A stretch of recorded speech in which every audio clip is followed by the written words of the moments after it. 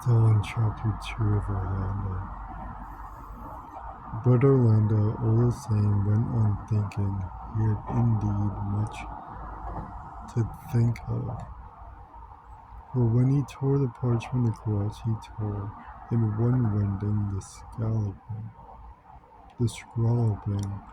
and blazing scroll which he had made out in his own favor in the solitude of his room, appointing himself, as the king appoints ambassadors, the first poet of his race, the first writer of its age, conferring eternal immortality upon his soul and granting his body a grave among laurels and the intangible banners of a people's reverence perpetually. Eloquent as this all was, he now tore it up and threw it in the dustbin. Fame, he said, is life, and since there is no green to stop him, he went on to revel in images of which he will choose only one or two of the quietest. A braided coat which hampered the limbs, a jacket of silver which curved the heart, a painted shield which covered a scarecrow. The pith of his phrases was that while fame impedes the converse, obscurity wrapped about a man like a mist, obscurity, a dark, ample, and free. Obscurity lest the mind take its way unimpeded. Over this obscure man is poured this merciful suffusion of darkness. None knows where he goes or comes. He may seek the truth and speak it. He alone is free. He alone is truthful. He alone is at peace. And so he sank into a quiet mood under an oak tree. The hardness of those roots, exposed above the ground, seemed to him rather comfortable than otherwise. Sunk for a long time in profound thoughts as to the value of obscurity and the delight of having no name, but being like a wave which returned to the deep body of the sea, thinking how obscurity rid the mind of the earth of envy and spite, how it sets running the veins of free waters of generosity and magnanimity, and allows giving and taking without thanks offered or praise given, which must have been the ways of all great poets, he supposed, though his knowledge of Greek was not enough to bear him out, for, he thought, Shakespeare must have written like that, and the church builders built like that, anonymously, needing no thinking or naming, but only their work in the daytime and a little ale perhaps at night. What an admirable life this is, he thought, stretching his legs out under the oak tree, and why not enjoy it this very moment? The thought struck him like a bullet.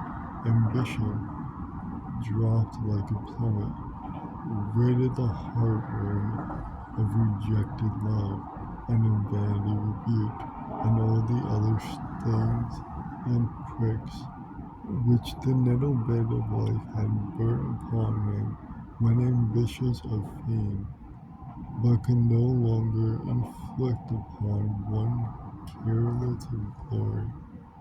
He opened his eyes, which had been wide open all the time, but had seen only thoughts, and saw, lying in a hollow beneath him, his house. There it lay in the early sunshine of spring. It looked a town rather than a house, but a town built, not hither and thither, as this man wished or that, but circumspectly, by a single architect by which one idea in its head. uh,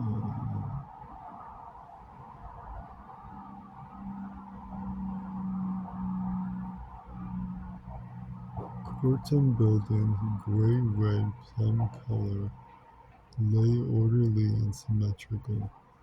The courts were some of them oblong and some square, and this was a fountain, and that a statue.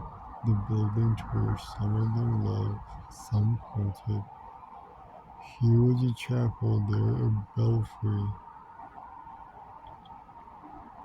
Spaces of the greenest grass lay between, and clumps of cedar, trees and beds and bright flowers were all world class.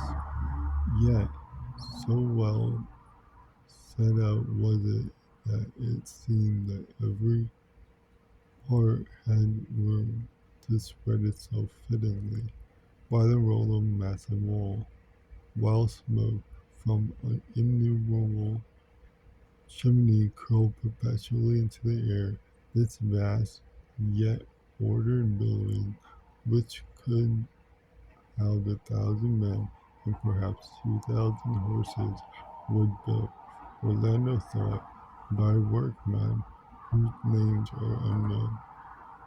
Here have lived for more centuries than I can count the obscure generations of my own obscure family. Not one of these Richards, Johns, Annes, Elizabeths has left a token of himself behind him, yet all, working together with their spades and their needles, their love-making and their child-bearing, have left this. Never had the house looked more noble and humane. Why then had he wished to raise himself above them? For it seemed vain and arrogant in the extreme to try to better that anonymous work of creation. The labors of those vanished hands. Better was it to go unknown and leave behind you an ark, a potting shed, a wall where peach had ripened, than to burn like a meteor and leave no dust. For after all, he said, kindling as he looked in at the great house on the greensward below, the unknown lords and ladies who lived there never forgot to set aside something for those who came before, come after, for the roof that will leak, for the tree that will fall. There was always a warm corner for the old shepherd in the kitchen, always food for the hungry, always the velvets were polished, though they lay sick and their windows were lit, though they lay dying. Lords though they were content to go down into obscurity with the mole catcher and the stonemason, obscure noblemen, forgotten builders. Thus he apostrophized them with a warmth that entirely gainsaid which critics, as called him cold, indifferent, slothful. Thus he apostrophized his house and racing terms on the most moving eloquence. But when it came to the peroration, and what is eloquence that lacks of peroration, he fumbled. He would have liked to have ended with a flourish to the effect that he would follow in their footsteps and add another stone to their building. Since, however, the building already covered 9 acres, to add even a single stone seemed superfluous. Could one mention furniture in a peroration? Could one speak of chairs and tables and mats to lie beside people's beds for whatever the preparation wanted? That was what the house stood in need of. Leaving his speech unfinished for the moment, he strode downhill again, resolved henceforward to devote himself to the furnishing of the mansion. The news that he was to attend him instantly brought tears to the eyes of good old Miss Grimstitch, now grown whatever old. Together they perambulated the house, the towel horse in the king's bedroom, and that was King Jamie, my lord, she said, hinting that it was many a day since a king had slept under their roof. But the odious Parliament days were over, and there was now a crown in England again. Lacked a leg, there were no stands to the oars in the little closet leading into the waiting room of the Duchess's page. Mr. Green had made a stain on the carpet with his nasty pipe smoking, which she and Judy, for all their scrubbing, had never been able to wash out. Indeed, when Orlando came to reckon up the matter of furnishing, with rosewood chairs and cedarwood cabinets, with silver basins, china bowls, and Persian carpets, every one of the 365 bedrooms which the house contained, he saw that it would be no light one, and if some thousands of pounds of his estate remained over, there would do little more than hang a few galleries with tapestry, set the dining hall with fine carved chairs, and provide mirrors of solid silver and chairs of the same metal, for which he had an inordinate passion, for the furnishing of the royal bedchambers. He now set to work in earnest, as he was proving beyond doubt if we look at his ledgers. Let us glance at an inventory of what he bought at this time. With the expenses totted up in their margin, there was no but these we omit.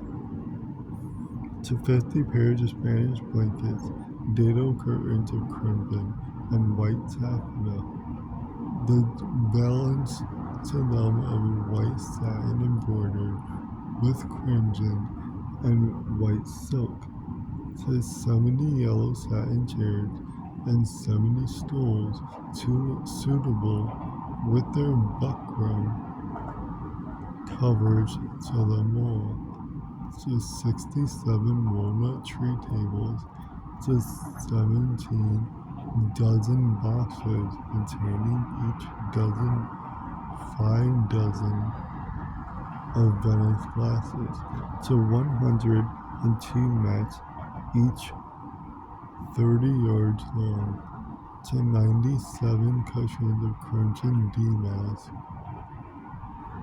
laid with silver parchment, lace, and footstools of cloth, of tissue, and hairs suitable to 50 branches, for a dozen lights apiece.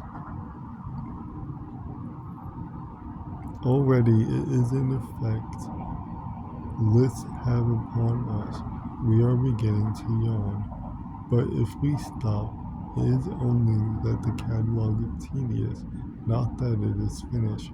There are 99 pages more of it, and the total sum disbursed ran into many thousands. That is to say millions of our money. And if this day was spent like this, at night again, Lord Orlando might be found reckoning out that it would cost to level 1,000,000 molehills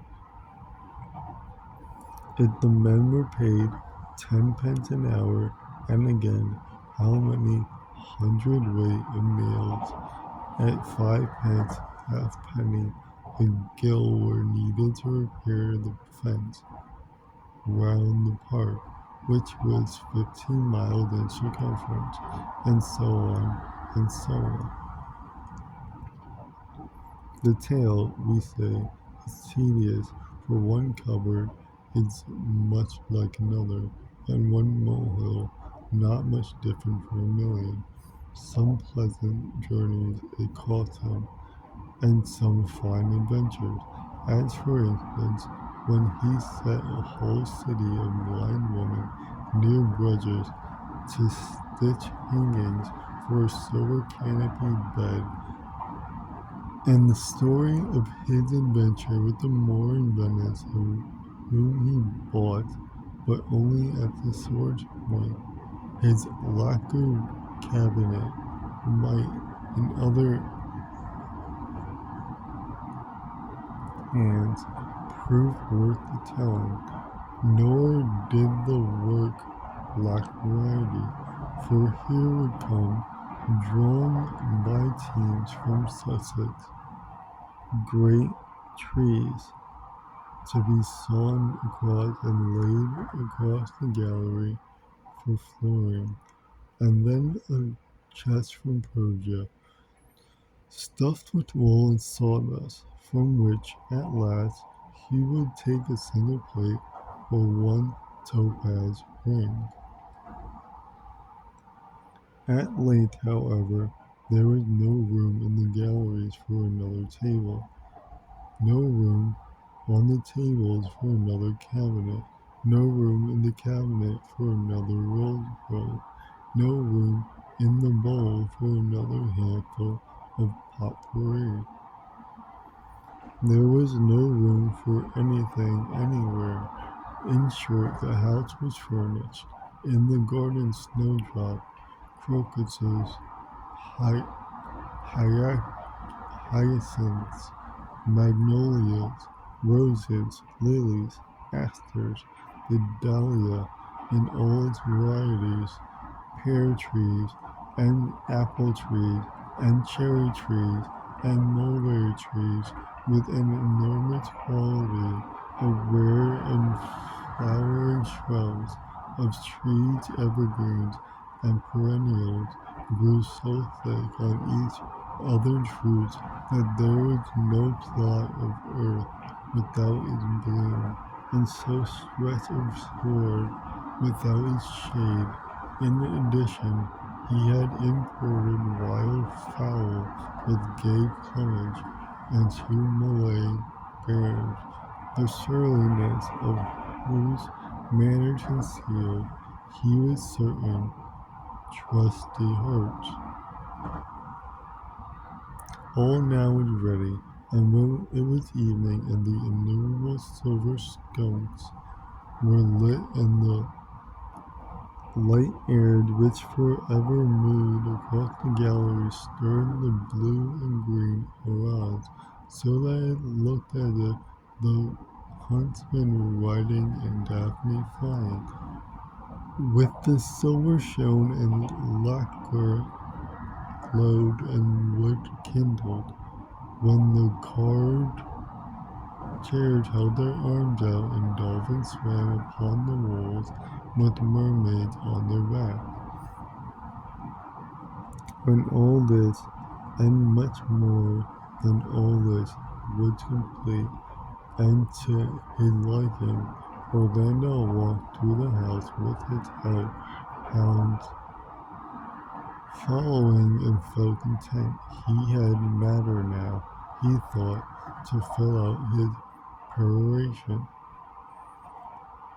Perhaps it would be well to begin the speech all over again, yet, as he paraded the galleries, he felt that still something was lacking.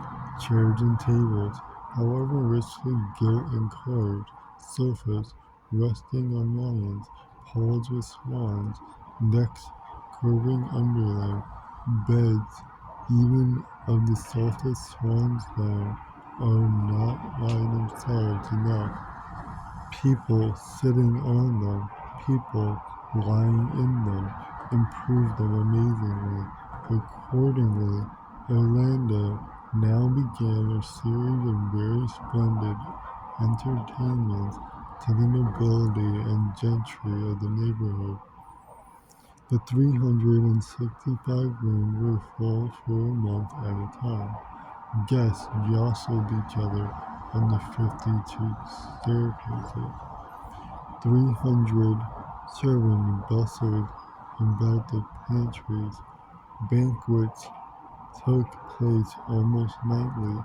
Thus, in a very few years, Orlando had worn the nap off his velvet, and spent the half of his fortune, but he had earned the good opinion of his neighbors, held a score of offices in the country, and was annually presented with perhaps a dozen volumes dedicated to his lordship in rather fulsome terms by grateful poets, for though he was careful not to consort with writers at the time, and kept himself always aloof from ladies of foreign blood, still he was excessively generous both to women and to poets, and both adored him.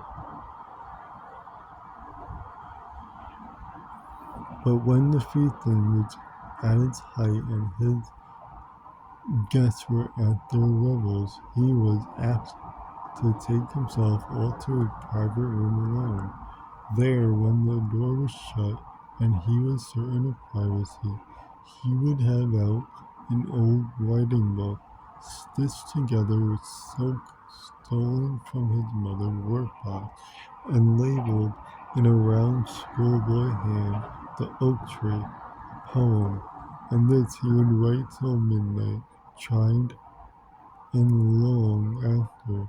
He but as he scratched out as many lines as he wrote in, the sum of them was often at the end of the year rather less than at the beginning, and it looked as if in the process of writing the poem would be completely unwritten, for it is for the historian of letters to remark that he had changed his style amazingly. His fluidity was chastened, his abundance curbed. The age of prose was congealed. Those were warm fountains. The very landscape outside was less stuck about his garland, and the briars themselves were less thorned and intricate. Perhaps the senses were a little dulled, and honey and cream less seductive to the palate.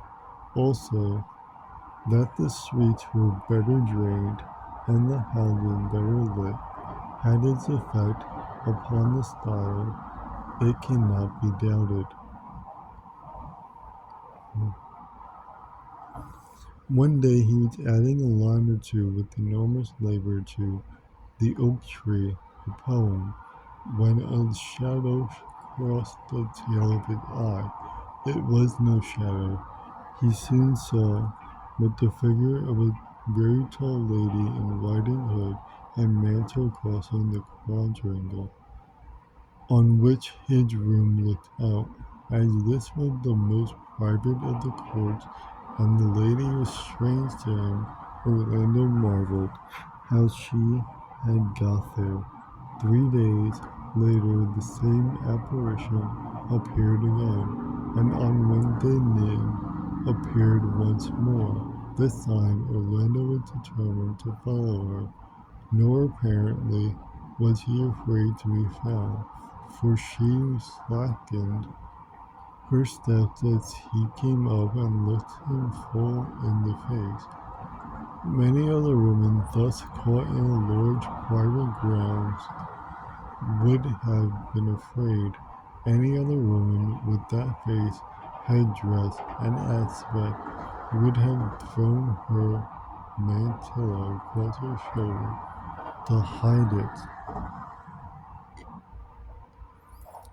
For this lady resembled nothing so much as a hare startled, but obdurate, a hare whose timidity is overcome by an immense and foolish audacity, a hare that sits upright and lowers at its pursuer with